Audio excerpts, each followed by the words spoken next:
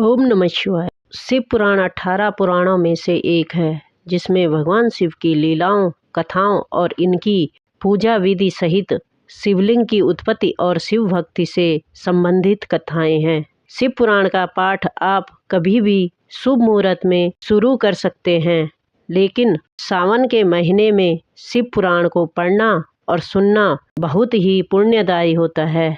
शिव पुराण में चंचला और उसके पति बिंदुंग की कथा मिलती है, जिन्होंने शिव पुराण के सुनने से शिवलोक में स्थान प्राप्त किया। इनकी कथाओं में शिव पुराण के महत्व का वर्णन भी मिलता है। साथ ही महर्षि व्यास जी के शिष्य सूत जी बताते हैं कि किस प्रकार से शिव पुराण का श्रवण करना चाहिए और इसे सुनने वालों को किन किन नियमों का पालन करना चाहिए। तो आइए जानते हैं इन नियमों के बारे में। शिव पुराण कथा सुनने से पहले यह संकल्प करें कि आप ध्यानपूर्वक कथा सुनिए और मन को शिव भक्ति में लगाएं। जब तक शिव पुराण का पाठ हर दिन समाप्त न हो जाए, तब तक निराहार रहकर कथा सुननी चाहिए। शिव पुराण का आयोजन जब भी करें, अगर संभव हो तो सभी कुटुंब और मित्रों को जो इसे सुनने की इच्छा रखते हैं, उन्हें इसकी सूचना दे दें, ताकि वह भी इसके सुनने का लाभ ले पाएं।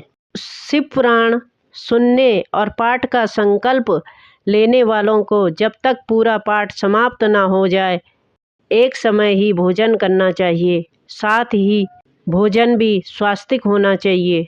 शिव पुराण की कथा सुनने वाले व्यक्ति को उस समय अवधि तक ब्रह्मचर्य का पालन जरूर करना चाहिए, जब तक कि कथा का समापन न हो जाए। हर दिन शिव पुराण की कथा आरंभ और समाप्त होने पर शिव पुराण की पूजा करनी चाहिए, और अगर किसी पंडित से पाठ करवा रहे हो तो उसे प्रणाम करके दान दक्षिणा देना चाहिए। शिव पुराण में बताया गया है कि जो व्यक्ति बुद्धि भ्रष्ट हो जाने से पर स्त्रीगामी हो जाते हैं, उन्हें घोर नरक में जाना पड़ता है। जैसे कि चंचला के पति बिंदुग को नरक भोगना पड़ा था, इसलिए चंचला ने अपने पति को पाप से मुक्ति दिलाई थी। जितने दिनों तक शिव पुराण की कथा चले, तब तक मसूर की दाल, गाजर, बासी भोजन, हींग, लहसुन, प्याज, गरिष्ठ भोजन के अलावा मांस, मदिरा के सेवन से परहेज रखना चाहिए। शिव पुराण की कथा सुनने वाले व्यक्ति को उस समय अवधि तक ब्रह्मचर्य का पालन जरूर करना चाहिए, जब तक कि कथा का समापन न हो जाए। शिव पुराण की कथा से संतानहीन लोगों की गोद भी भर जाती है। गंभीर रोगी भाग्यहीन व्यक्ति को भी शिव पुराण की कथा से लाभ मिलता है।